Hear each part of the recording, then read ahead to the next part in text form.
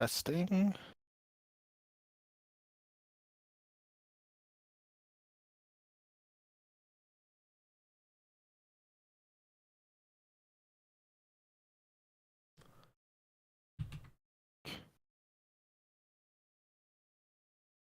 Episode Chall Podcast. Now the first of the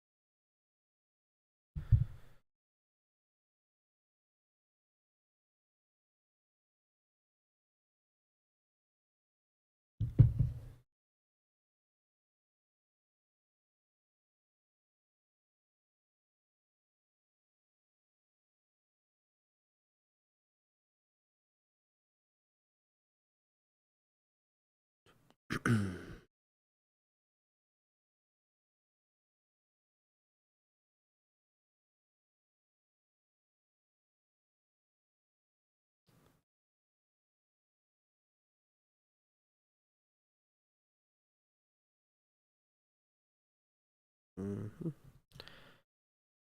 You ready to get started? Yep. Hello and welcome to episode 104 of the Ego Chall Podcast. My name is Preston Byers, and as always, I'm joined by my co-host Justin Binkowski. And on today's episode, we are talking all things Major 1. The Call of Duty League's first major of the season happened this weekend, ended just a little bit ago in Boston, and we finally have a major champion for this 2024 season. And we'll talk a little bit about what is to come for Major 2 and for the rest of the CDL season. But before we get to any of that, how are you doing, Bink? I'm doing all right. Had a long weekend of Call of Duty, and just happened a couple hours ago. So while it's fresh on my mind, might as well jump in. Yep, lots of Call of Duty, lots of football, especially just today. A lot of things going on. We're just going to stick to the Call of Duty part. Pardon me for being sick. This has literally been an entire month of me being sick, but it has actually gotten worse in the last few days, which is always what you want. But we're going to talk about the first major that happened this season. Again, in Boston, a really big event. I didn't really know what to expect. We've been talking about this entire season about how there really are 4 teams that we feel are kind of a cut above everyone else, that being Toronto, New York, Optic, and FaZe. That did not really bear out, quite that way. In Boston, 3/4 they held up the job, but one did not. But we'll talk about the champion, the best team, definitively this weekend, the Toronto Ultra. They won Major 1.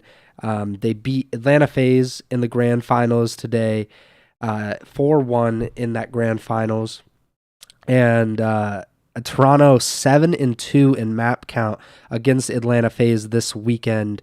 Any overarching thoughts about the Toronto Ultra and their very, very impressive run this weekend in Boston? Yeah, I mean, it's got to be one of the most impressive overall tournament. I don't want to say run because then you get into like the LEG losers bracket run and other stuff like that, but I guess just tournament performance we've seen for a team that didn't lose a series. You mentioned 7-2 against Atlanta. They had a 13-2 map count for the tournament overall because they had 2 3-0 sweeps before playing Atlanta. The only 2 maps that Atlanta beat them on were Invasion Control. So Toronto went 6-0 in Hardpoint, 5-0 in Search, and 2-2 in Control. So literally undefeated in 2 out of the 3 game modes. And when you say that, sometimes you might think you're like, oh, they went undefeated in Control. It's only one map. No, that was the one mode they lost. They went undefeated in the 2 most important modes because they show up twice in a best of 5, and in Search, if it went the distance, would have been 3 times in a best of 7. So just really strong performance, and I guess it really goes back to me. I was trying to think about it. right before the tournament, in the last set of online qualifiers, we had Toronto versus New York, and Toronto absolutely smoked New York 3-0, and we were kind of just sitting here like, what the heck's going on? Like, that we weren't expecting that, and maybe it could have been a little indicative of New York's performance at this tournament, but also it had to have been like a preview of what we were eventually going to see in Boston from Toronto. Just a pure dominant event when, if you tell me a team goes undefeated in hardpoint at an event, I'm like, yeah, that's cool. You tell me a team goes undefeated in search at an event, yeah, that's cool. But I cannot think of a time where a team went undefeated in hardpoint and search at the same event. That's just absolutely ludicrous in my mind. So really good job out of the boys on Toronto. Really strong performance. And shout out the Tissue, Kleenex getting that MVP. The Tissue was definitely an issue all weekend, as was all the boys on Toronto. Well, with Toronto, what made it so difficult was that Boston match in the qualifiers. That through, like, if they hadn't lost that match, or if they, definitely had they swept Boston, it was their third match. It was their last match before the holiday break. So that was kind of like the lasting thought we had of the Ultra in the qualifiers, was getting swept by the Boston Breach in December. And that lingered with me. I don't know if it lingered with you, but that certainly played on my mind of like, I believe that Toronto could win, but to think that they could be this dominant. But if you looked at all of their other results outside of that one, they 3-1 against LAG, 3-0 against Carolina, 3-0 against Seattle, 3-1 against LAT, and then, of course, like you said, they beat 3-0 Subliners and 3-1 Vegas. Granted, those aren't great teams, a lot of them. Vegas, LAT, Seattle is decent, but we honestly weren't sure how to rank them or whatever. Carolina, LAG, neither of those teams were seen as very stiff competition, but they handled each of those opponents very, very well.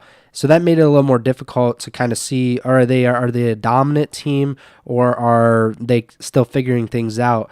It was evident at the major that they had figured it out, that they were completely on the right page.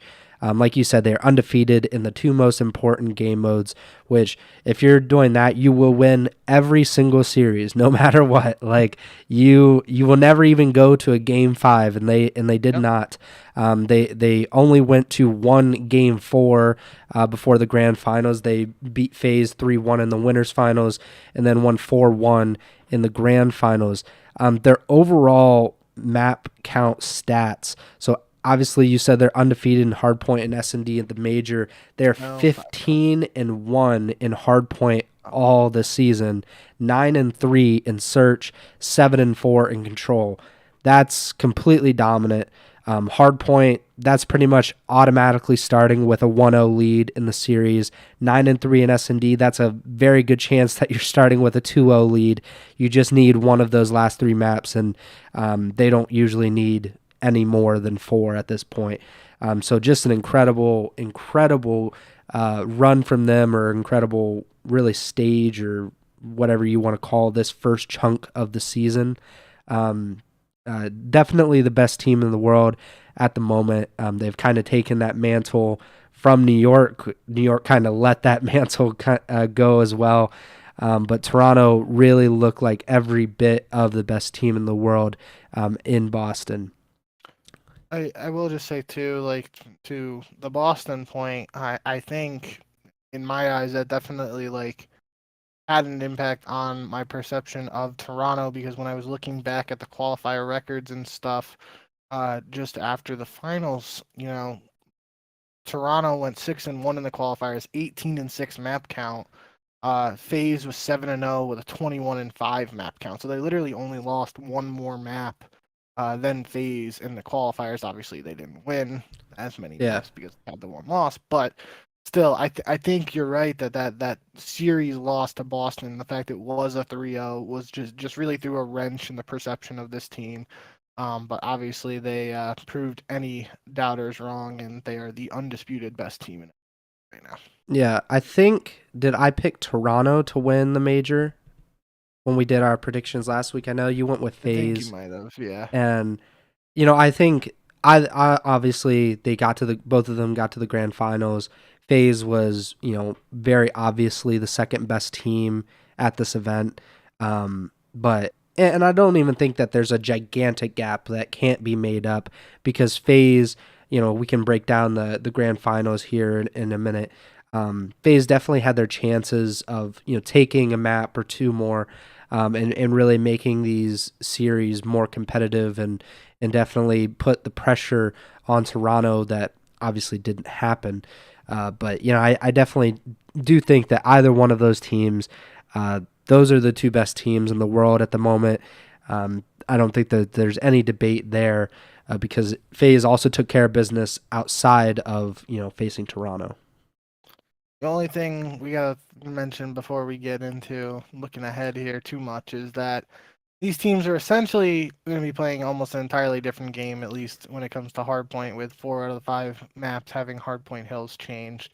And from the community perception and reactions to it initially, most of the challengers seem to say a lot of the maps are play very differently now, and spawns and everything, rotations are different. So, it will be interesting to see how these pro teams adapt to it because they've been playing on the previous patch and they had to avoid ranked play and stuff, so they weren't getting bad practice, quote unquote, because of playing on rotations and stuff that they aren't going to be playing on land. But and the other caveat to that for the lower ranked teams at this event is you can potentially pick up someone from challengers who's been playing on this patch for 2 weeks, and they technically have a bit of a head start on some of these pros who, even the guys like on Toronto and FaZe, they haven't been touching that stuff. And now you bring in a challengers might give a little bit of a head start. So it will be interesting to see that in the Major 2 qualifiers, but we don't want to get too far ahead of ourselves here. Yeah, definitely. Let's just talk about real quick the grand finals. Just as in general, where we want to at least give the fans an idea of how this series broke down. Of course, this was a best of 7 series. First team to win 4 maps. Toronto was they won 4 of the 5 maps in the series, but both hard points were very, very close. FaZe very easily could have won both of those hard points. And like you said earlier, FaZe won the invasion control. Same thing happened in the winners finals where FaZe won invasion control but lost the other 3 maps. Karachi hardpoint and Skid Row hardpoint, those are going to be maps that FaZe is really going to look back on and kick themselves. They were up, I think, 233 to 190 on Karachi hardpoint to start the series, and Insight went nuts. He had a streak that he used that stopped FaZe from getting any more points, and then I think he went on like a 5-6 kill streak. He pretty much saved the game for them. They come back, they win 250 to 239, so they score 60 points while only allowing FaZe to score 6 more for the rest of the game. S&D, they were perfect, of course, so they were Toronto won 6-2 on that. Insight 11 kills, Kleenex 9 kills. That invasion control again went to FaZe, which congrats to them. I guess it's better than getting swept. Toronto definitely had that feeling last time in their last grand finals. Then Skid Row hardpoint 250 to 237. Selim and Simp both had they had 25 and 24. And if you just look at the kills, it wasn't anything impressive. Either way, there wasn't something that really stuck out. But Toronto had, time and time again, they just were able to close out these games, and then they again 6-2'd FaZe in search. Anything big jump out to you in this series? Yeah, that first map really, kind of. It's weird to look back on it and say it could have been a momentum swing just based on the overall map counts for Toronto and how well they played in hardpoint search throughout. But not thinking about that at the time, just heading into the grand finals, we've talked before about the quote unquote winners bracket disadvantage or the losers bracket advantage of being the team to play right before the grand finals and have a little bit of momentum. Guns are a little bit hotter than potentially your team who's only shooting bots in the back. And that looked like a map that FaZe could have closed out and should have closed out if Toronto just didn't go massive on that diner hill. on Karachi there. And if Atlanta is able to close that one out, it's a completely different storyline, right? They got, that'd be Toronto's first hardpoint loss of the entire tournament. Potentially could have affected morale heading into the search, but what just stood out to me in particular for the grand finals was those searches. Uh, you know, Historically, FaZe is a franchise, despite all the iterations they've had of that fourth player, whether it's RCD Slasher, now Draza. Obviously some smaller sample size with Draza, but the point is FaZe as a franchise in the CDL has historically been a strong search and destroy team. If you tell me they're going to drop a search here or there, or even if you tell me they lose 2 searches to Toronto in a grand finals, I'd be a little surprised. You tell me they're not even really close. 6-2 isn't really close. Literally only 2 rounds on the board. So if it was 6-4, 6-5, obviously that's really close.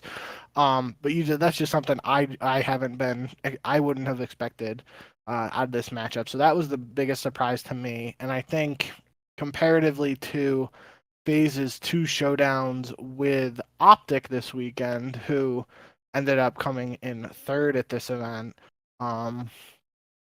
Atlanta won through search, really. In their first matchup, at least, they pulled off the 2, I think it was 2. The 2-3-5. So it was a NYSL. Optic won both hard points in that.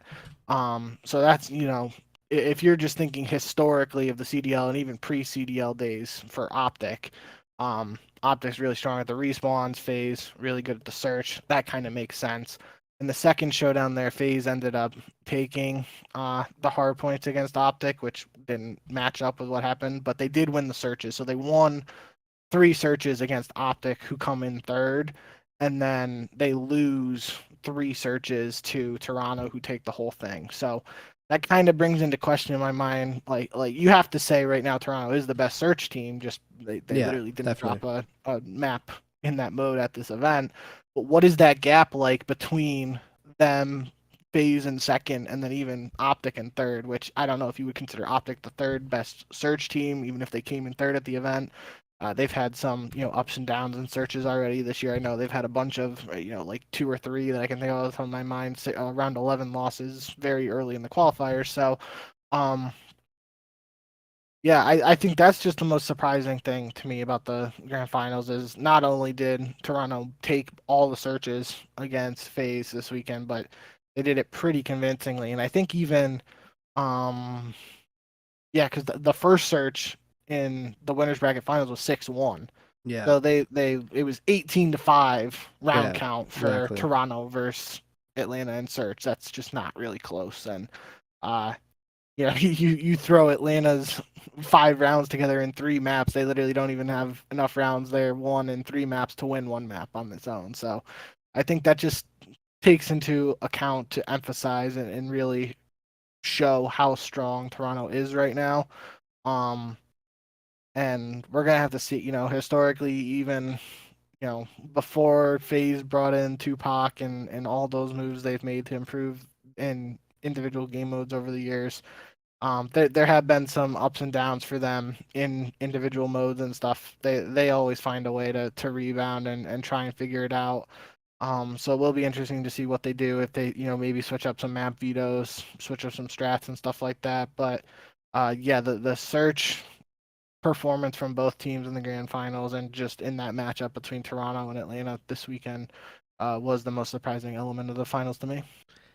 For FaZe, it's that they are so good that it's so hard to kind of find where can you improve to this degree? How can you make up an 18-5 S&D round advantage?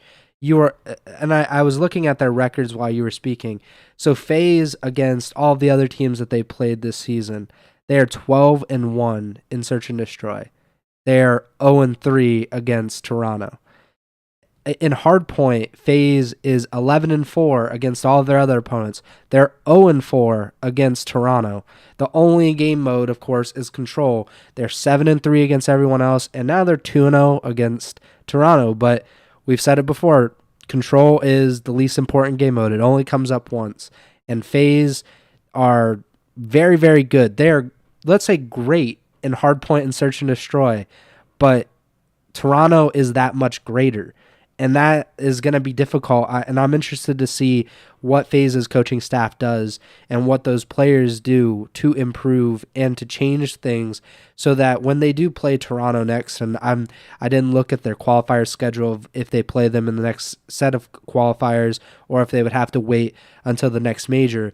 But the idea is to beat Toronto. They're going to now be training specifically to beat the Ultra in the same way that a lot of times in the past they've had to try to train to beat Optic, and that didn't work for so long. Now they're going to be chasing the Ultra and trying to figure out how can we make up the ground that we've lost in Search and Destroy. I don't think that there is that much ground that they need to make up in Hardpoint, considering how close, especially in the grand finals, they lost by 11 points and 13 points. So you lost by 24 combined points in those hard points in the grand finals. And I think even in that first series, the first Karachi was 250 to 214. Granted, the sub base was pretty wide open, but still, the first hard point wasn't that wide open. So I think FaZe, they have to improve, obviously, in everything. You can't stay stagnant. But Hardpoint is, they have to improve a little bit. They have to close out the map specifically and limit those big plays by Toronto that really hurt them. But Search and Destroy, they kind of have to rethink things because that's something that isn't changing. Hardpoint is kind of a toss-up because, like you said, the changes that are happening, that are coming to the CDL in terms of, the Hardpoint placement, that might change a lot of teams and how they play those certain maps and those certain hills. Search and Destroy is going to be relatively the same, and they're going to have to make up a lot of ground. And I think it's going to be pretty interesting to see what they have to do that. But yeah, Toronto, an incredible weekend. Like you said, Kleenex MVP, which is just great for him. I mean, you've been singing his praises for years, saying the tissue is an issue, and Scrap back with another championship. I'm sure he's very pleased with himself. I mean, why wouldn't you be? He had a very, very good weekend, and so did Toronto. Talk about FaZe and Optic real quick, because these are obviously the two teams that finish out the top three. They played each other twice this weekend, like we mostly expected. They played in the winners semifinals, FaZe and Optic did, and they met again in the losers finals. FaZe came out on top in both of these series, which is a 3-match win streak for Atlanta FaZe, which may be the longest in years. It has to be the longest in years. I don't know how many years, because I think last week we said that Optic had won 15 of the last 18 matches against FaZe. And now FaZe has won 3 in a row, 3-2 in the first series, 3-1 in the second. Any thoughts on these two series and these two teams colliding for the second and third time in, just over a week? Just to put a bow on Atlanta-Toronto, we'll see that March 3rd in the qualifier, so they will play. I was scrolling through the schedule really quick too, and I noticed Optic will play Toronto on March 10th as well. So we will get to see Toronto potentially be tested, although it will be online. And even if Atlanta wins that qualifier match, there's still probably going to be questions about, which team is better until we see Toronto play Atlanta on LAN again. And one thing we didn't mention about that was that was a potentially dangerous situation for Toronto, considering the fact of the last time they were in the grand finals was the 5-0 loss to New York at Champs. If this was back-to-back tournaments where Toronto beat a team in the winners bracket finals and then lost to that same team in the grand finals, there would be some questions thrown around about whether the team has the clutch gene and all that. But obviously, we don't have to worry about that because that narrative didn't pull through for this time. But back to what you were saying here. I think, at least off the top of my head, the winners bracket showdown between Optic and Atlanta was the best series of the tournament. You know, uh, when Game 5 there was really close individual maps. The map 4 hardpoint Kenny went huge at the end there, if I remember that correctly. It was really close. Um, but that was probably, I think, my favorite series of, at least I thought, Toronto's performance both times against Atlanta were definitely noteworthy, but I just think overall the best series or most competitive series, just due to how strong Toronto was against Atlanta. I think that the winners bracket showdown between Optic and Atlanta was probably the most competitive series, or one of, at least, of this tournament.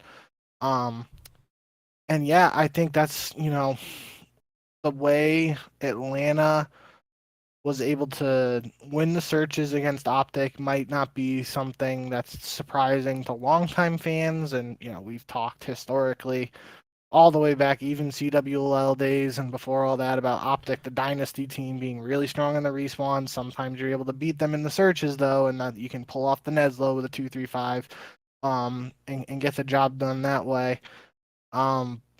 But then for Atlanta to respond immediately, and obviously some maps were different between the two series, most notably in the first time they played on sub-base hardpoint, and they played Invasion both times, and they split it. But the first one switched between terminal and sub-base. So it's just interesting to see how Atlanta was able to adapt quickly there for the hard points, and maybe fix some mistakes to get the job done there. But yeah, I think that's just, you have Atlanta beating Optic in the S&Ds, and then they're losing them to Toronto. Or I should say they're beating Optic in the searches, and they're losing those hard points. They're able to fix that, but then against Toronto, they're losing both, and they weren't able to adapt. I think that just puts into perspective right now. 1, 2, 3, you got to go. Yeah. Toronto, Atlanta, Optic. But really close matches. Pred played super well this weekend. He was firing on all cylinders. I was watching the Scump watch party today, and they were even saying in there, they were kind of joking, like, Pred's not going to go near the hill very often, but he's going to get you those kills, and you kind of just gotta you play around him picking up those kills, and you fill in the rest after that. So it was kind of funny.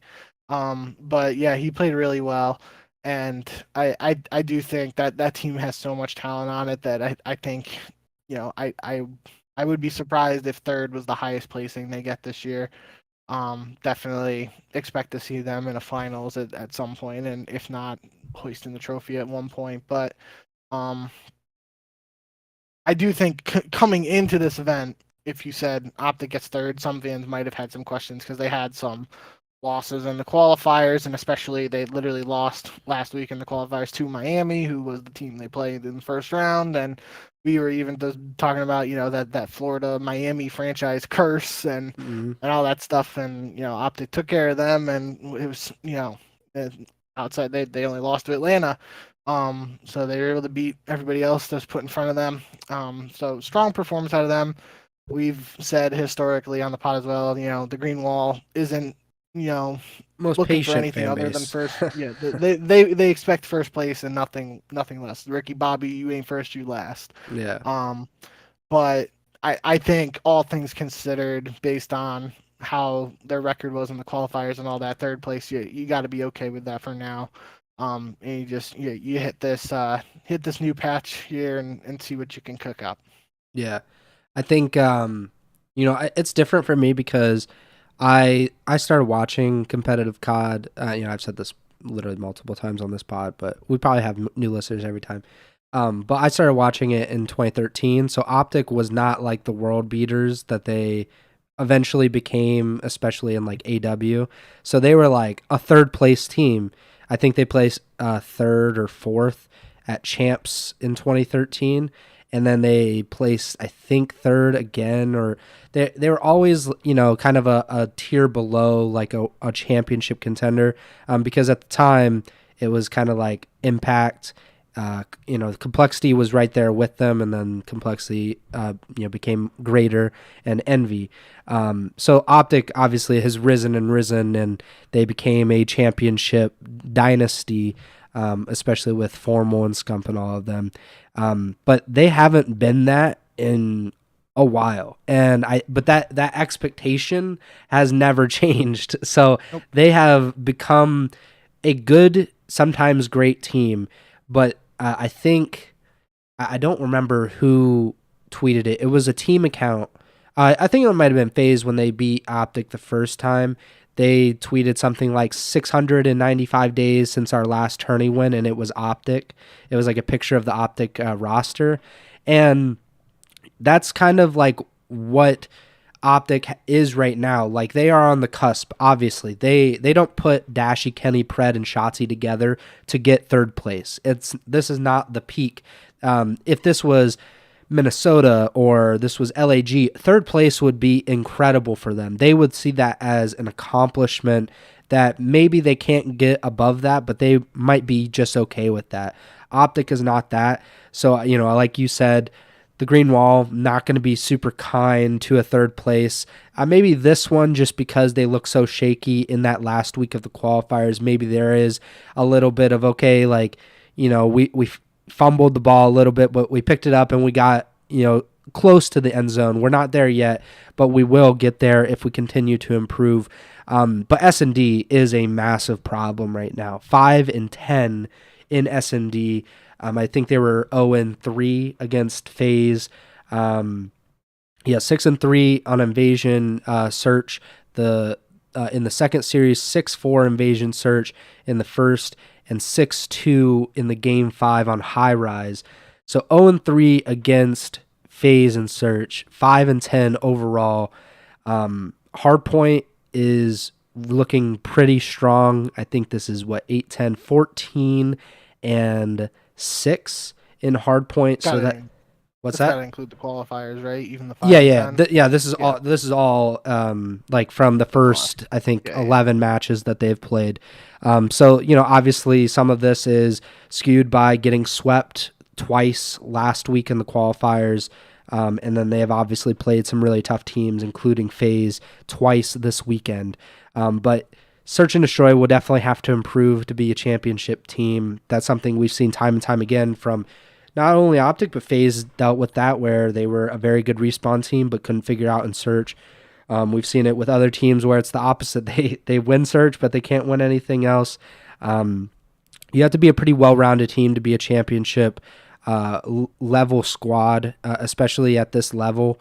But I think they can figure it out. I believe in Kenny and Pred that they're upgrades to this roster and that they can bring something, and they can help them win championships. Obviously, there is a world championship pedigree with Kenny, having won just a few years ago, and Pred is one of the best players in the entire world, and that's what they knew they were getting. That's what they wanted all last season when Pred was supposedly being offered, or Seattle was being offered the biggest buyout like in CDL history for him earlier in the season. Like, Optic knew that he could bring them to a championship, or hope that he could bring them to a championship. And like you said, he played very, very well. In these two series, he was the only Optic player to finish above a 1 KD, 1.18 in the first series, 1.11 in the second. Of course, he is a slayer. That's kind of his thing. But he's just super good. Like, he is an incredible talent. And it'll be intriguing, to say the least, to see how Optic fans respond to this, and how Optic in general responds and kind of moves forward in the major 2 qualifiers. What team should we talk about next? Because obviously I think we should probably talk about Minnesota. They finished 4th this weekend, which is a huge surprise. I don't think either one of us were thinking 4th place for this team, considering they were dead last, I think, in the CDL rankings or in the CDL standings.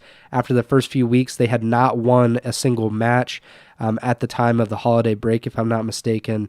But since that holiday break, they have looked a lot stronger. I wasn't quite sure what to make of them, essentially, because they didn't play great competition in those last few matches of the qualifiers, but they looked very, very strong this weekend against, again, not great competition other than the one match that we should probably talk about now. They beat the New York Subliners 3-0 in the winner's bracket round one match. I think I mentioned on the preview pod that could be an interesting match just because Minnesota, I think they had won 3 matches in a row in the qualifiers, that they have some momentum. New York, I think their last match was that 3-0 loss to Toronto, if I'm not mistaken. Maybe they had lost, or maybe they had won another one. But New York didn't have the momentum. Minnesota definitely did heading into this.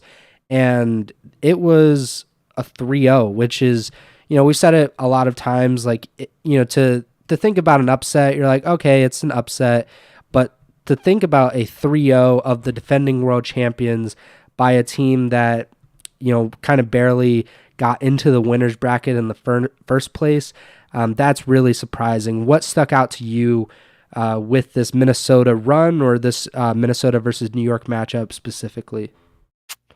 I think overall this weekend, a lot of people were singing Linz's praise. He seemed to, kind of state his claim for Rookie of the Year early on here. And Big Wake was finally in Big Wake mode in some of Minnesota's strong performances. At the same time, I don't remember the stats exactly for this last match today. But if I remember correctly, I think he kind of struggled against Optic being Wake. Yeah, Wake went 55 and 69 for a .8 KD, had the lowest KD and fewest kills in that Optic series. And if Minnesota is going to be a team that's in that top 4 conversation or getting those fourth place places, you gotta have Big Wake being Big Wake and being your leading slayer like that. That it doesn't seem like a recipe for success for Minnesota if he is not performing up to those superstar levels that we've seen from him on occasion. But yeah, I think Linz and Wake had some strong performances. I mean, even accuracy, and obviously Vivid. You can't count on any of those guys, but everybody seemed to have their moments at different times throughout this tournament. If we look back here, at the scoreboard, it was actually Awakening had the lowest KD on Minnesota, and they were able to win still. Vivid had the most kills at 68. Linz was 66, and accuracy had 60, and highest on New York was 61. That was a weird series, though. I scrolled back up in the notes. That was a part of the day one where we had multiple pauses, multiple delays. It was literally in the map one where Rocker was up like 90 or 100 points, and they ended up having to replay that map. And if Minnesota ended up losing that map and then potentially the series after that, I think all hell would have broke loose on Twitter. It would have, there were already some spicy replies and everything. But that would have been a whole other can of worms if Minnesota ended up dropping that one. It feels like ages ago that I almost forgot that happened. But yeah, that was an impressive performance out of Minnesota. Definitely wasn't one that I saw coming. The replay of the first map ended up 250 to 238, so it was closer. And then obviously in a control, we saw a lot of 3-2s so far this season. I do feel like just in control in general, we did see a lot more offensive wins, especially on invasion, than we saw in the qualifiers. But this was a 3-2 in control here. The search, a 6-2 win for Minnesota in the search was kind of unexpected, but so was this entire series. So definitely one I didn't see coming there. But then, Minnesota goes up against Toronto. Obviously, they get 3-0 swept there as part of Toronto's dominant performance. But they're able to beat the Gorillas 3-2 and I think that one went down to the wire. Obviously, it went. It was only a 6-3, but they ended up winning 2 searches there to punch their ticket to championship Sunday. So there will probably be some people who are, more negative about Minnesota's top 4 placing when you take into account that they beat New York, who's apparently struggling right now. You can't really say it any other way. But then they beat New York and LAG, and LAG is the one that people are gonna have lower expectations for them. So saying like you beat LAG to get top 4, it's not like beating a Toronto or an Optic or an Atlanta to get to top 4. So some people might have some doubts and questions about this Minnesota squad too. I definitely want to see more out of them. But it was definitely a strong performance this weekend. Can't deny them that, and better than a lot of people probably expected, including myself. So good job for them. Looking forward to what they have, coming up here, and we'll have to see how they're able to build off this. It is interesting too. Obviously, completely different rosters, but if I remember correctly, they came in third at Boston last year when I was there, and I'm pretty sure they beat New York there too, because that was the event. New York had the travel issues because of the winter storm in Texas or whatever, and they had lost their luggage and stuff, or their flights got delayed and all that. I think Minnesota did beat. Let me check. Toronto. I was actually when you said major 2 in Boston. I was actually thinking about Major 5 because that's the point I was going to bring up. But yeah, Minnesota finished top 3 in Boston last year. They beat New York in winners round 1, game 5. Then they beat Optic in round 2. And then they lost to FaZe and LAT for top 3. So yeah. But I was going to bring up Major 5 from last year, the Toronto Major. Minnesota also got top 3 in that. They did not play, or they did not beat New York. But that one where was Minnesota beat Boston in winners round 1. Then they beat Florida in round 2 because Florida had beaten Optic in the first round. And then they got swept by FaZe and swept by New York. And we said at the time that top 3 is not, they are not the third best team, essentially.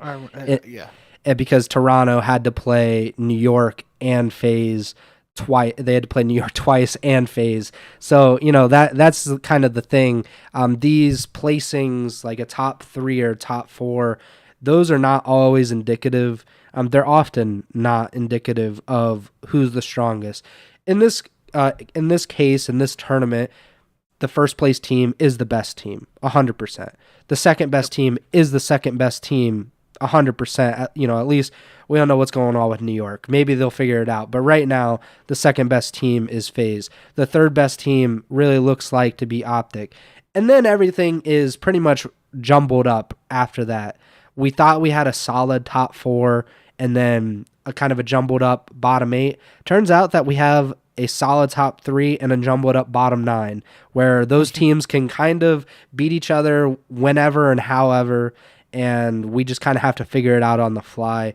But yeah, Minnesota, I was actually going to be one of those negative people. I'm not saying that they're, not deserving of this. They beat the teams in front of them. I never not say that. But I have no idea what to make of New York now. I'm not sure if this roster is doomed, like in terms of chemistry, like how a team can go from World Championship winners last year in such dominant fashion to making a roster change in the offseason, coming in and looking really, really good in the qualifiers, despite a very one-sided loss to Toronto in the qualifiers, and then to come to the major and win 1 map out of 7 against the Minnesota Rocker and the Carolina Royal Ravens. So I kind of want to turn this around on New York, because Minnesota, it's incredible what they did to get 4th place. No one was expecting that, and all the credit should be given to them. But now what does this say about New York? Because this is a big disappointment to go from world champion to double first rounded by Minnesota and Carolina were the 2 worst teams in the league at one point. We thought those 2 teams were the worst teams because they hadn't won, or I think Carolina had won 3 maps, and it was only against Vegas. So what do you make of New York? Is this a team that is in trouble, or is this just growing pains as a new roster with Sib coming in instead of Priesta? I think it's just very important to keep in mind they went 6-1 in the qualifiers too. Yeah, 18-11 map count. It's just that one loss came as a 3-0 against Toronto. Was their most recent match. I'm pretty sure it was their most recent match. I think it was, yeah. Qualifier after that they did whatever. So assuming it was their last match, they're on a 3-game losing streak right now, and it'd be, I think you said 1-7 at the major, so that's 1-10 in their last 3. That doesn't make sense. It'd be 1-6, so 1-9 yeah, map count 1-6 in their last their last 10 maps. It's obviously a bad time for it to happen, but it's just a skid. That before this they had shown incredible performances and looked really strong. Sib had a lot of, strong slaying performances, which is you bring a guy in, if you're going to make a team change for a world championship caliber squad, you're bringing in someone like Sib because you think he can get more kills than Priesta. It's not because of, Priesta not doing the little dirty work or anything like that. Like Sib is a slayer. That's why you're bringing him in, and he showed that so far this season. He is able to be that slayer and that guy alongside Hydra. It's just, in my eyes, at least, I would have to go back and watch all the matches to see what I think went wrong, but I just think it's a bad time for a losing skid, and we're going to have to see how they respond. Now, if this persists throughout Major 2 qualifiers and at Major 2, then yeah, I think that's a big red flag. But I'm not, I'm not throwing up a flag right now and surrendering or anything like that. I think it's unfortunate timing for a losing streak, but it's a bad losing streak at the end of the day. This team still has a lot of potential. You can't write them off. And yeah, well, how they respond will be very important. So I will let's take a quick look here. I just wanted to add that they had lost to Toronto, and then they beat Boston in their final qualifier, and then they went to the major and they lost 2 matches. So they beat Boston 3-2 in their final qualifier match. Okay. I just wanted to point that out. So I'm scrolling real quick here for the Major 2 qualifiers. First weekend they're gonna play Carolina and Seattle. Carolina, I mean, we'll talk about them. They definitely showed some signs of life this weekend. Yeah.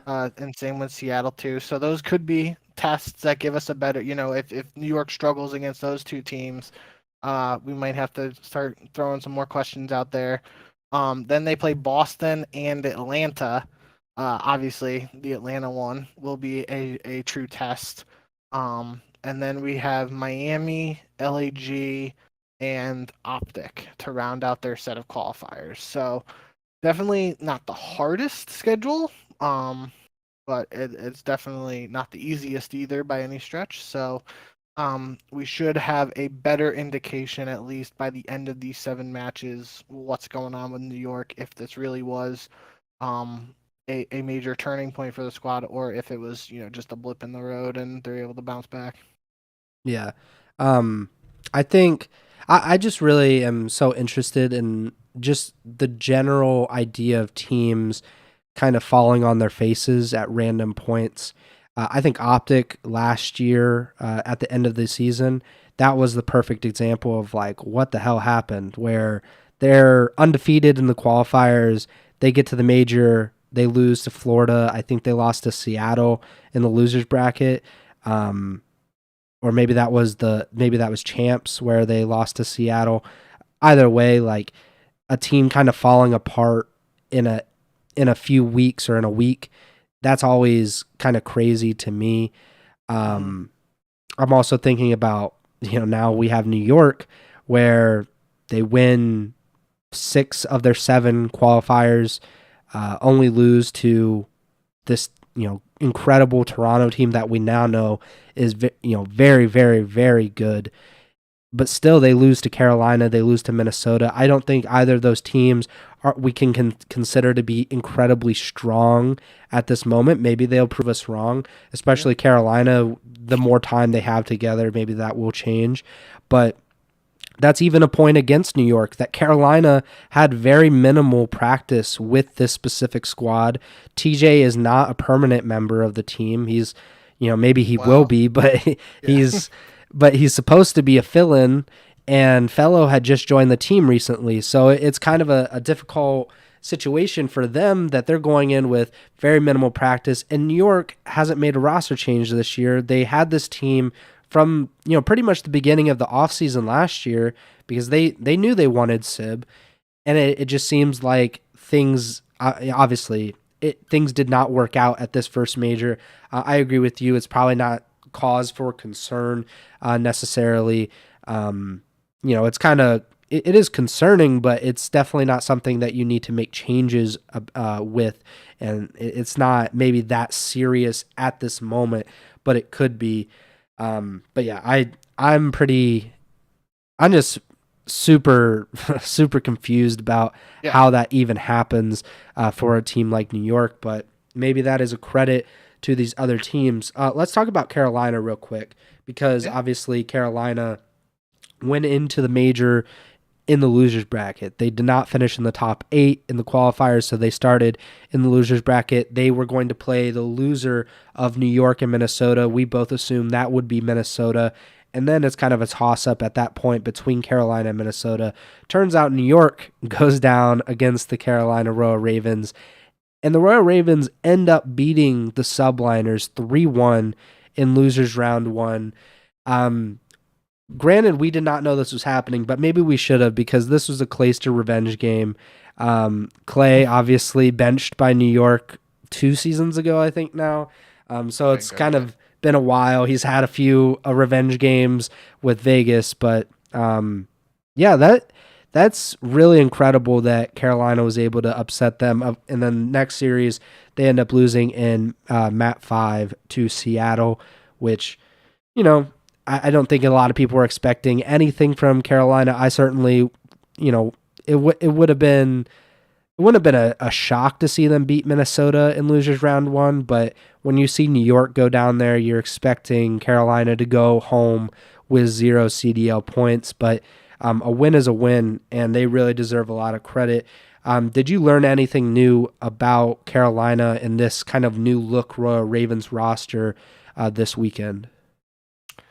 It's tough because they still only ended up playing 2 matches because they beat New York and then they lose in Game 5 to Seattle. But they got, there was a very real possibility that Carolina showed up to this event and only played 1 series, right? Yeah. So they definitely exceeded expectations in that regard. It seemed like a lot of, I think I saw some clips of like Fellow doing interviews with Breaking Point and stuff like that.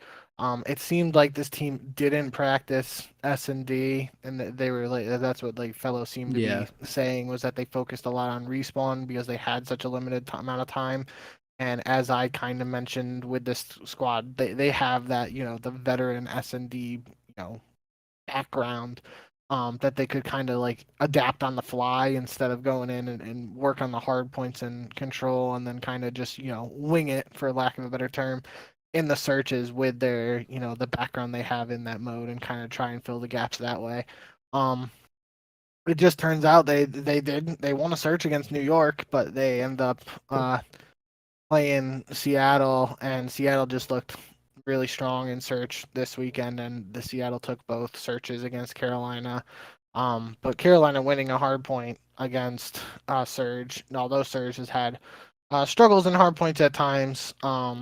That was definitely a little interesting in my eyes, and I feel like at this point it is a top 8 finish. If Carolina really does believe in Real, they get the visa situation sorted out, they bring him back in for TJ, that is what it is.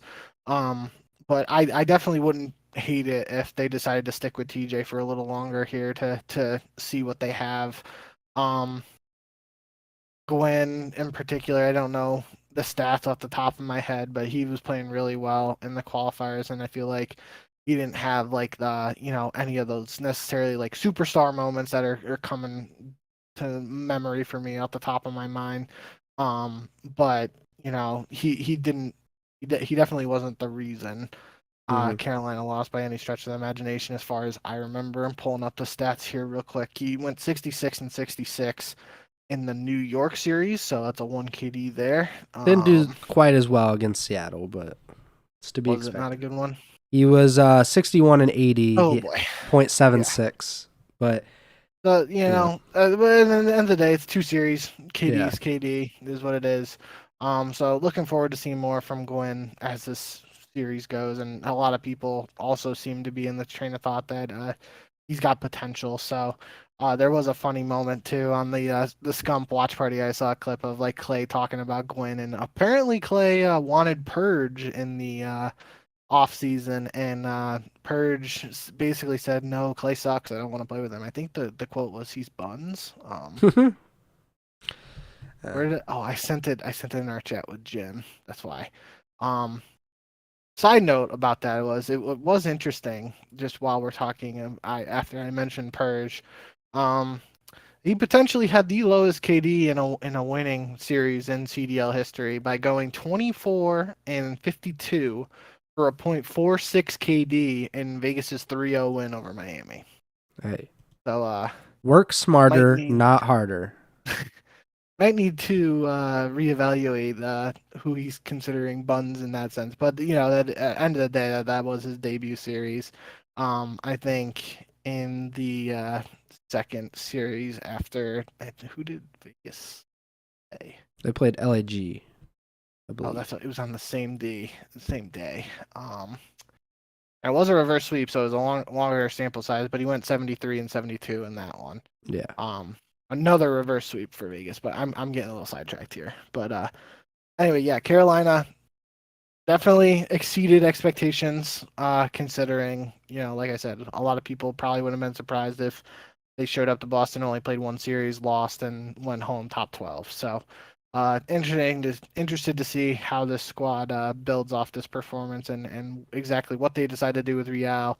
Obviously, that'll be at the whim of, you know, visa situations and all that stuff. But yeah, we'll play it by ear and see what happens with them. Yeah, for sure. Let's talk about Seattle and LAG finished top 6 each. I think LAG is the more surprising one. Of course, you know, it wasn't an incredible run, it wasn't an incredible like list of teams that they had to beat. They beat LAT, which LAT might as well forfeit against them. They cannot beat LAG. Another 3-1 for the Gorillas in losers round 1 after getting swept by FaZe, which I think we both expected LAG to lose that series. LAG then, like you said, reverse sweep Vegas in losers round 2. Which Vegas is kind of making a habit of that, which is not good. And then LAG lost 3-2 to Minnesota in losers round 3, which would have, you know, got them top 4. It had LAG won that series, which, you know, top 4 and top 6, like, granted, there's not a ton of difference, especially when you only lose or when you only needed to win 1 more map. But I think just in terms of optics, it would have looked a lot better for this team that was slandered so heavily before the season had they finished top 4 instead of top 6. But I still think LAG did a really good job. I don't think that they're a championship team, but they're by no means the worst of the worst like people were expecting, you know, just rolling out like bottom tier challengers players that, you know, people were incorrectly saying before the season. So any thoughts on LAG or Seattle since they both finished top 6 this weekend? Yeah, just while I'm talking here, you look up Seattle's S&D record. I'm interested to see what it is specifically. I had it just a moment ago. I think they're 11-4, if I'm not mistaken. Wow. But yeah, they are very, very good. So they are 11-4 in search. They are 2-9 in control, and they are 7 and quick mass. I think that's 13. So 7-13 in hardpoint. Yeah. So they are a 2-5 and pray for a respawn team. I don't know if there's a player that does that, but it's not NYSL. I mean, hey, you look at that. Even their series win against Carolina, it was a 2-4-5, and The 4 is a 250 to 247 win. We'll take it. Yeah. So, yeah, I think that's the thing with Seattle. I'm getting these teams mixed up in my head now. Seattle looking really good in search. They're just gonna have to figure it out.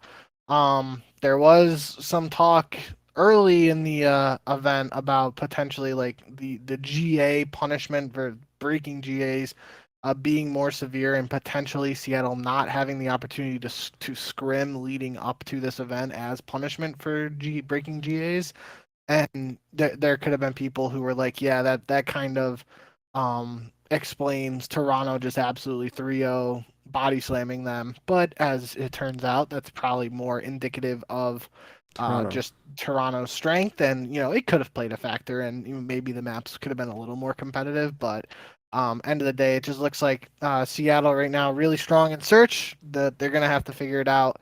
In hardpoint in particular, but obviously being really bad in control, whatever you said, 2 and 9 or whatever, that's just they're going to have to turn that around to some degree to, if they're going to succeed in search, like you said, they're going to have to find a way to ensure they're getting that one respawn a series if they want to win some series. So, will be interesting to see how Seattle responds, and it could be, a team like Seattle could benefit from these hardpoint changes coming up, right? Like if they're just really bad at hardpoint right now, they really can't get worse with the new hardpoints, right? Like you would think they could only get better by, Well, technically they could get worse, I think. But... They could. But, you think like, let's just forget everything we've been doing and, turn things around here.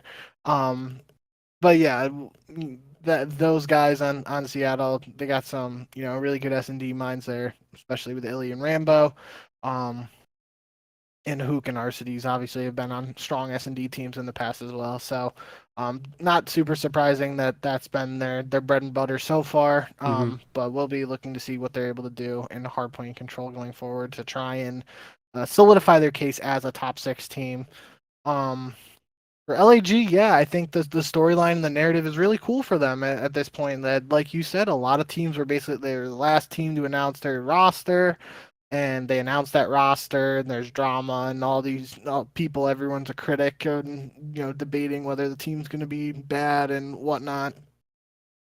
They've certainly, in my eyes, and I feel like in the eyes of many by now, they've exceeded those expectations. Which, if you're projecting a team to be worse, being the worst team in the league, and they win anything after that, then they're exceeding those expectations. But I think it's interesting that LAG has been somewhat competitive with some of the top teams, especially in the qualifiers.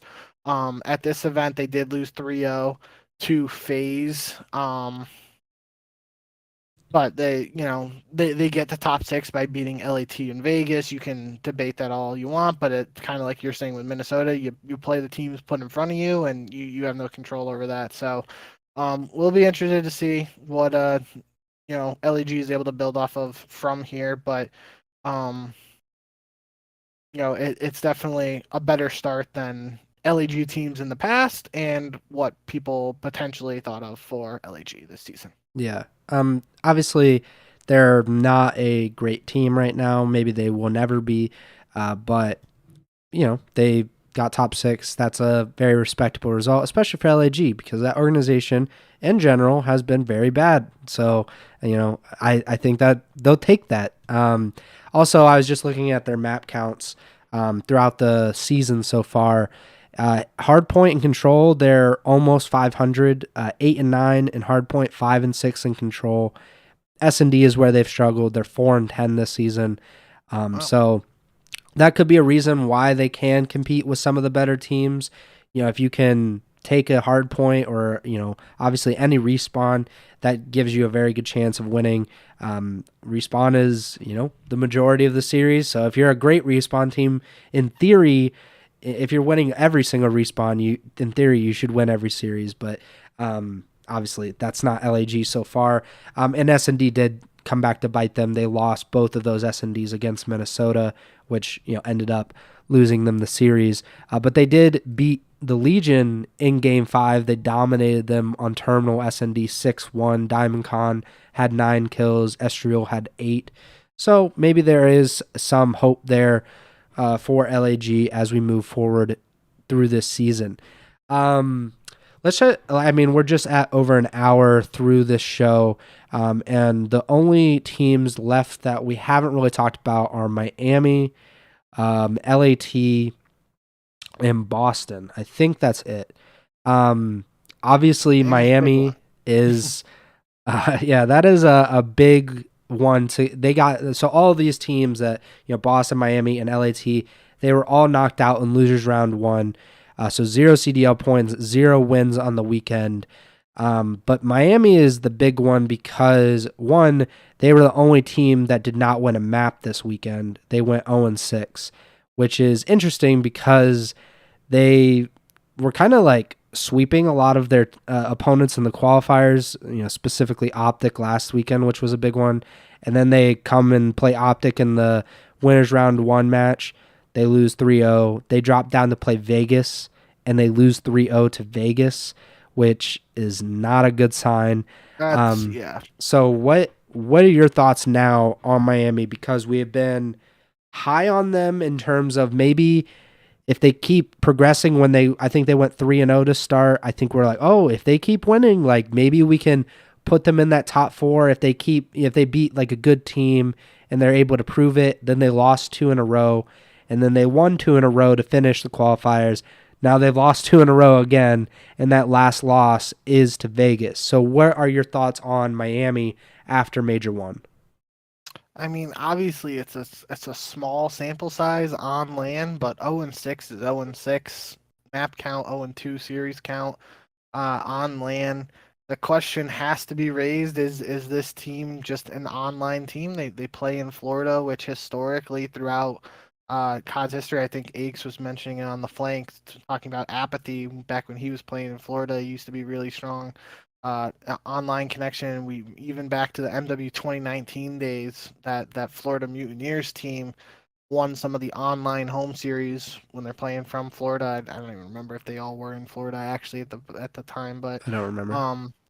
I remember historically throughout COD it's been talked about as Florida being an area that could have positive internet connection and all that stuff, and that is what it is at the end of the day. But question has to be raised, like what's going on with Miami here.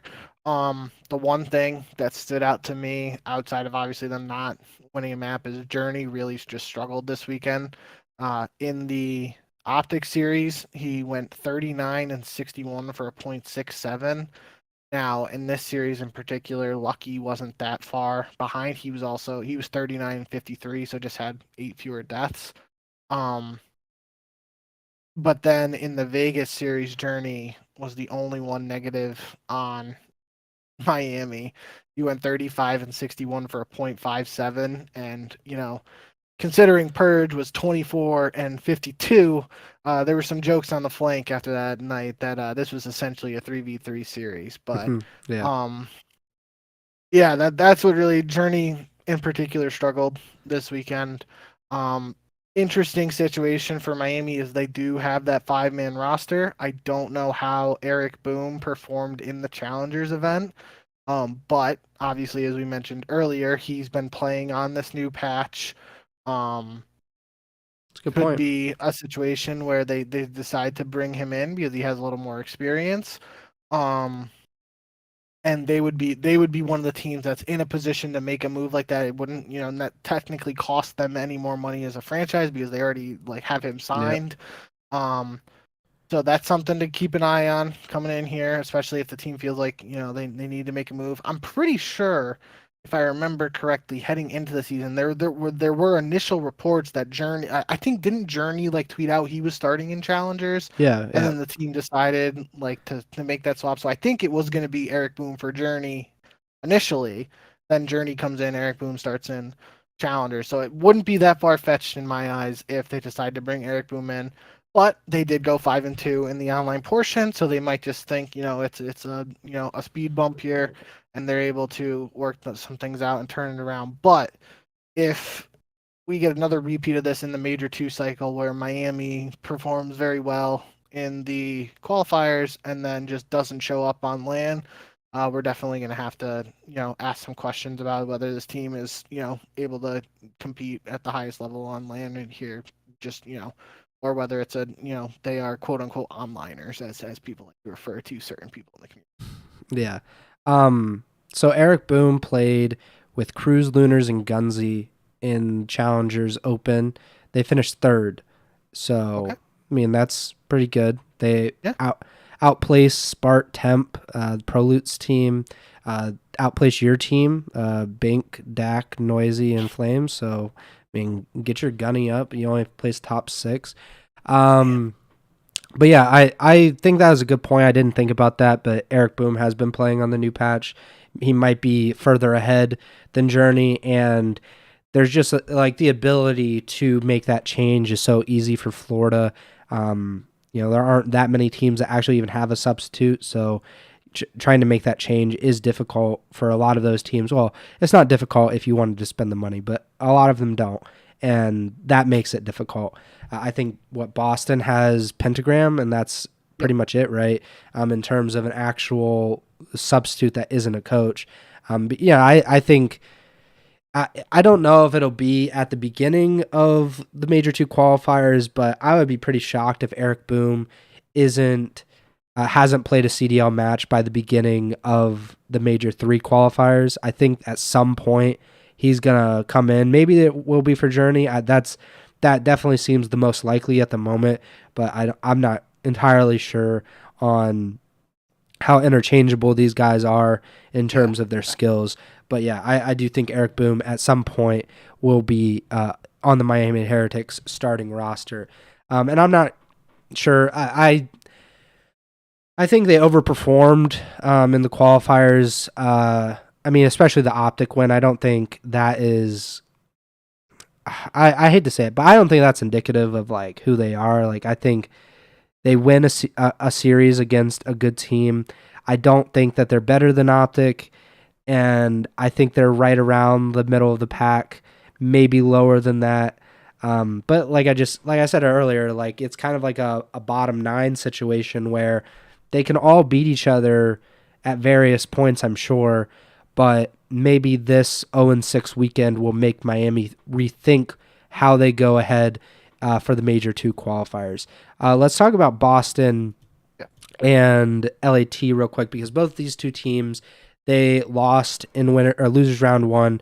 LAT lost to LAG, another loss in that rivalry, so to speak, and Boston lost 3-2 to Seattle. Obviously, Boston losing that was a big blow to the fans, as this was the Boston Breach Major. The Breach looked like they did a really good job in terms of running this event, but again, to have your team, the team that is being supported by everyone, for them to lose in their first and only match of the weekend, not great, certainly for any of them. Any thoughts on LAT or Boston as they head into Major 2? In both cases, both these teams had one guy who performed really well, and I don't know if it was impacted by the performances in the grand finals, but I believe before the grand finals they showed the top KDs of the tournament, and number 1 was Slasher because he only played in one series, but he went 94 and 65 for a 1.45. Number 2 was Ghosty because he went 88 and 62 for a 1.42.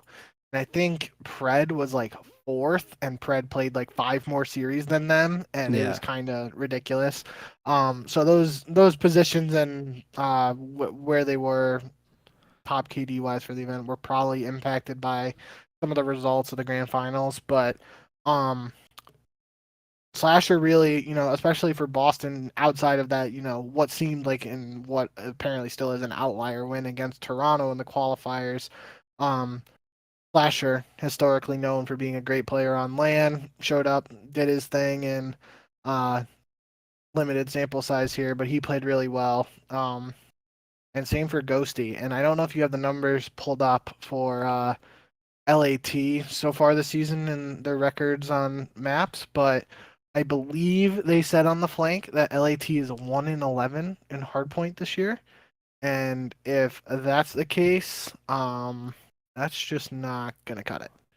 They're actually 1-12, so it's worse. Sorry. But yeah,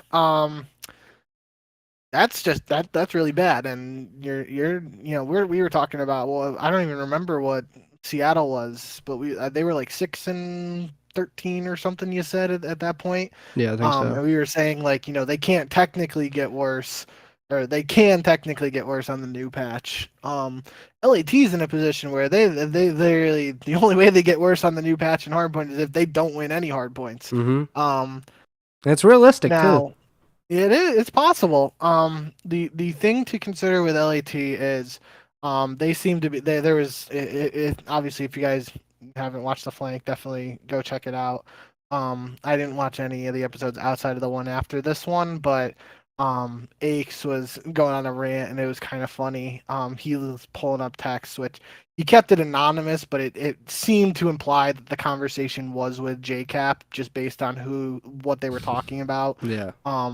And he like said like a roster. He was reading the text from like July of saying like they should have. I think the lineup was like Abuza, Gwen, Ghosty, and I think he said Linz.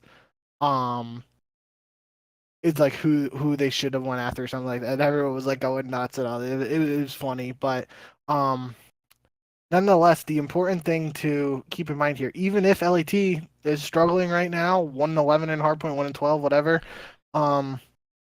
we've already heard from the organization that they are like, scaling back how much money they're spending on the CDL. Yeah. And, I would be very surprised if they did like multiple changes here to try. And what was that? I don't know. you had a bubble thumbs up. Somebody was thumbs up at what I was saying. I have no idea what was going on. That's funny. But yeah, I think the monetary situation for the 100 Thieves organization and the LAT franchise has to be considered here.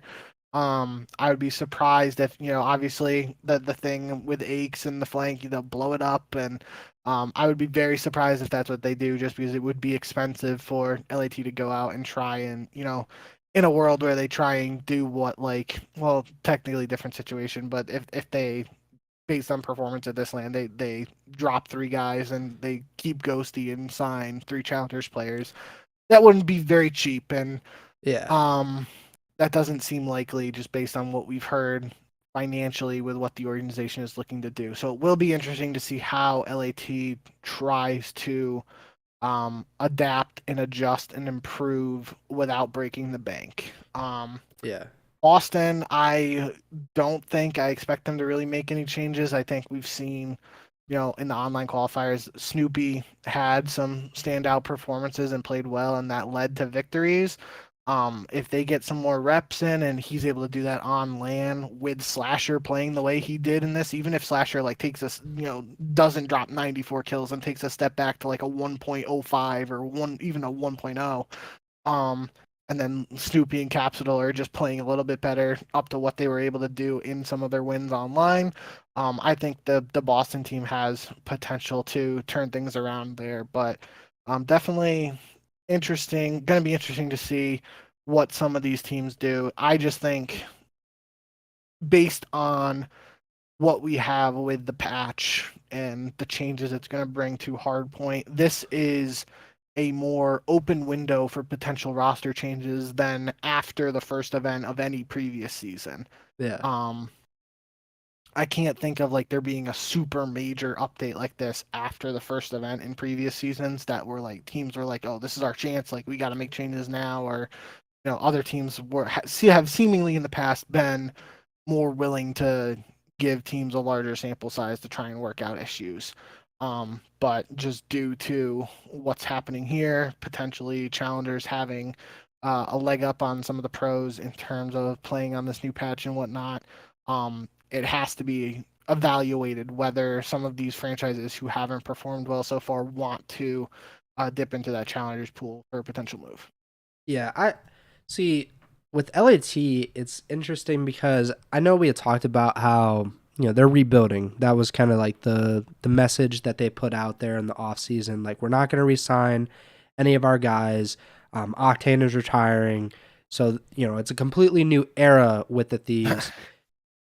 I understand that point of it. I that's fine. Like, you're not gonna make a championship roster because you don't want to spend that money. I'm fine with that transparency. I'm just a little confused by the roster construction because I always thought if you are going to go in a different direction, you go for all challengers players or like, a ton of really like young, you're going to develop the talent and then you're going to see what happens. Your team is going to grow with each other essentially. And I'm not saying that these guys can't grow with each other or whatever, but like Cammy has been around for a while. He was, an MVP candidate like 4 years ago. Ghosty 100% understood. Joe Deceives understood. Afro is a little bit different because like his stock is maybe down, and that's kind of what I think they are trying to do with this roster, or maybe what a possible avenue was. Get Afro, get Cammy, get Ghosty, get Joe Deceives. Let's see how far they can go. Maybe another team would want to buy them or trade for them or something. And then you kind of rehabilitate whatever kind of stock they had, especially with Afro and Cammy, where both of those guys' seasons were not very good last year. And maybe they're, not as highly sought after. And maybe you can get them to that point. But I'm just surprised that they didn't go after the young guys, or maybe they did, and maybe they just struck out like the Lins and the Booza roster or whatever.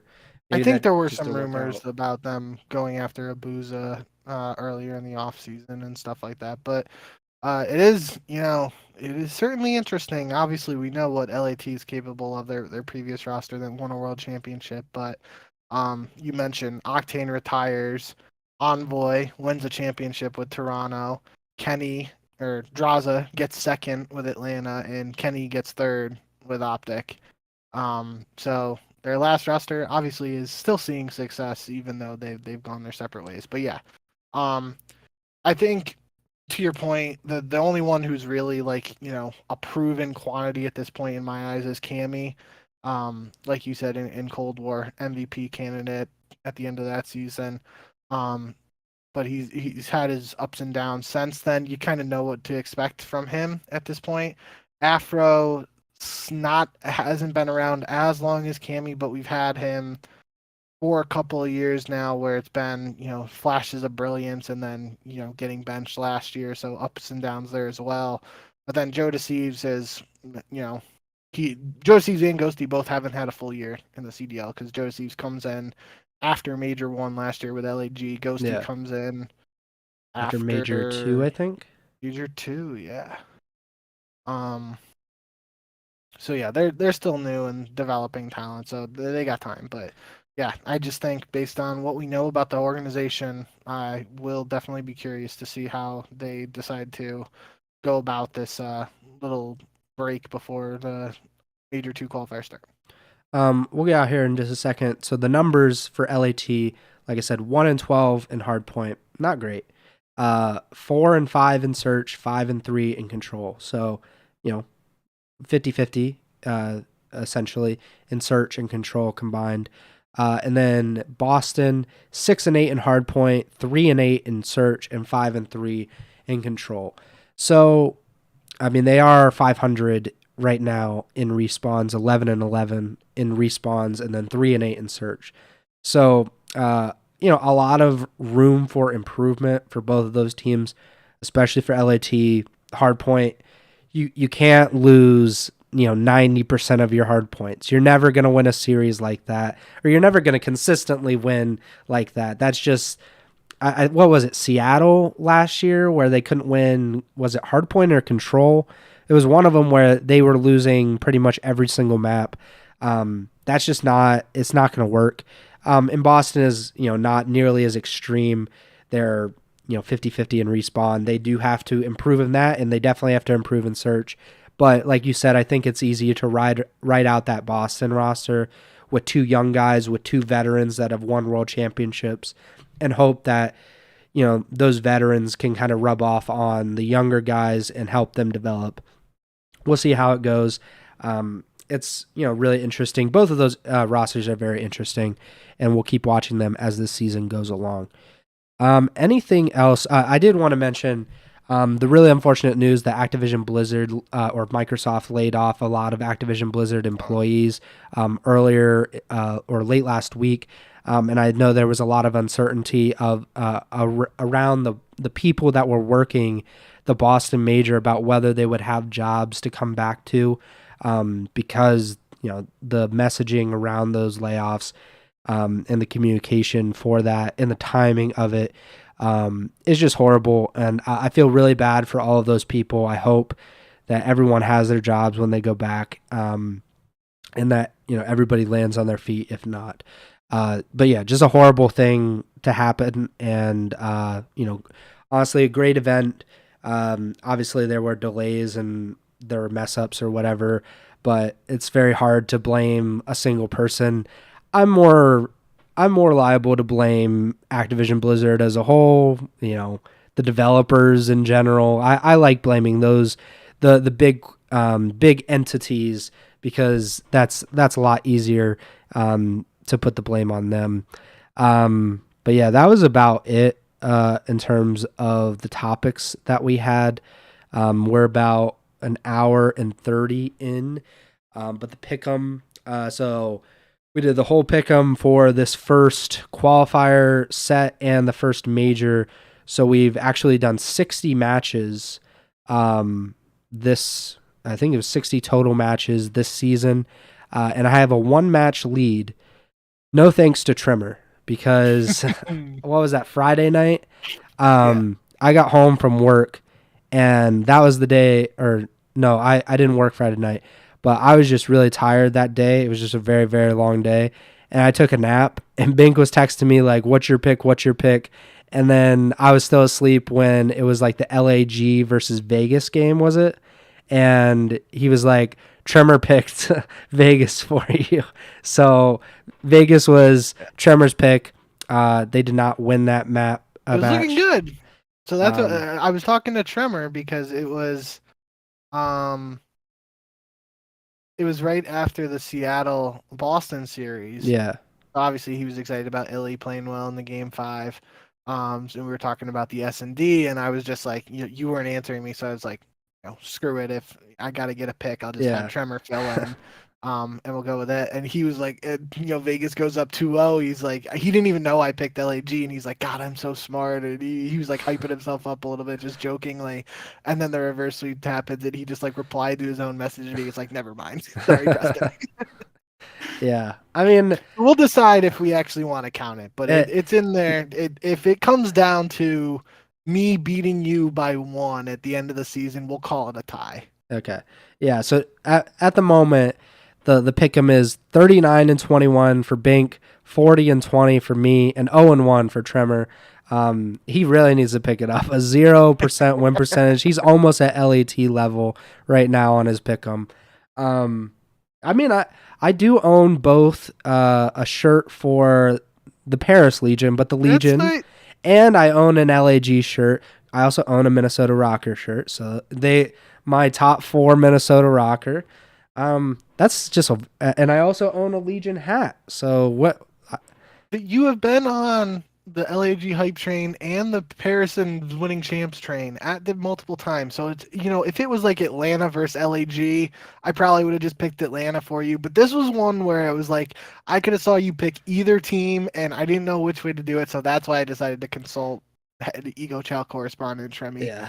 That is the PSOG Bowl for sure. That's really near and dear to my heart. Both of those teams have disappointed me immensely throughout my CDL fandom. So I'm glad that Tremor picked wrong because that's very representative of my luck with either of those teams and picking them. So yeah, that does it for the Major 1 recap show.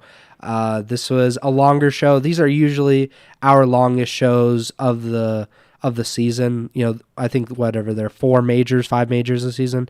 I think 4 with champs. These are always our longest shows. They'll always be closer to 90 minutes we don't try to make it that way. It's just we have a lot to talk about, and we're not going to try to break it over 2 weeks. But we do have, I think, 2 weeks off in terms of the CDL calendar. So there's like a 2-week gap before the following week. I think that's the 16th or something like that. That's when the CDL comes back for the Major 2 qualifiers. I'm not sure exactly what we're going to do to kind of bridge that gap. I do want to do our tier list and power rankings again. Now that we have a Major 1 in the books, we have, a lot of these matches, or a lot of these teams have played at least 8 matches, quite a few more for some of them. So we can kind of do that. But I'm not sure exactly when or how we're going to set up the calendar for the next few weeks. But we will, probably be back next week, if not the week after for sure. And we're trying at least not to take off 2 weeks in a row, because then it becomes a habit and I don't want to do the show again because I just kind of get lazy and I'm like, well, I have a night off again. So hopefully we'll do one next week or the week after. But I thank you guys so much for listening or watching all of this. This was a long show. I've been sweating throughout. I'm sick, so I'm just like losing my mind a little bit. Especially at the end of the show, I always kind of lose my mind. But it's been a very fun show. I think one of our best major recap reaction shows, because we had quite a bit to talk about. Again, congrats to the Toronto Ultra on the win. Congrats to the New York Subliners for kind of crap in the bed. Congrats to FaZe for getting to another grand final. I don't know how many that is in the CDL, by the way, but I think it might have been Breaking Point, but it was somebody that tweeted like Abeezy and Simp have now made like the most grand finals in like, oh man, I forget what the stat was. But basically it was a question about whether they are the greatest duo of all time. It's Brian Stats 1, Bink's favorite stats guy. Simp and Abeezy will now be appearing in a grand finals together in their 6th different COD title, tying Crim 6 and Karma for the most ever greatest duo of all time. So that's another debate for another day. I don't think it's really a big debate on this podcast, but It is another topic for another day. Again, thank you guys for listening or watching. Make sure to subscribe to the YouTube channel. I think Google Podcast died, by the way. I think they just scrapped that whole thing. So just focus on the YouTube, Spotify, Apple Podcasts, Amazon Music, etc. Follow us on Twitter at JBink with 2 Ks, at Pres Byers. The podcast Twitter is at Ego Chall Podcast. And we'll be back sometime soon in your podcast feed or your YouTube feed. And Bink, take it away. Yeah, just real quick before we get out of here, can you pull up the bracket just so we have it for those watching on video? Yep. Usually have it on a little longer, but if we at least just have it here at the end, people can get a quick snippet of it as we're getting out of here. Should be on screen now. Cool. So yeah, there you go. That was that's all it was right there. I mean, you look at it real quick too. You see those 3-0s in the top half by Toronto. It kind of just shows how dominant their run really was and brings it full circle from what we were talking about it over an hour ago. So yeah, congrats to Toronto again. Like you said, was a super fun tournament. I wasn't there like I was last year, but had a lot of fun watching, and it felt good to have another LAN event. Worth of matches and all that good stuff. So looking forward to the next whenever we are back. We will hopefully, I haven't tried out ranked play yet, but hopefully by then I will have played a little bit of it, so I'll know a little bit more about what the new hard points are and all that, and can be a little more informed about what we might be able to expect out of that. And then obviously once we get into week 2 of the qualifiers, we'll be seeing those hard points in action, and we'll be able to talk about all that. But before that, obviously, I'm hoping you feel better, get well soon. Personal news for me, my dad is going in for knee surgery on Tuesday. Last one, he had one of his knees done a couple years ago, and it led to a blood clot going up to his heart. Had a heart attack. It was a whole mess. So, hope and well wishes for you and anybody else listening wants to keep my dad in mind. Hopefully things go a little bit better this time. But yeah, other than that, we'll see you guys whenever we're back again. And thank you as always for all the support. And just remember to send the chow.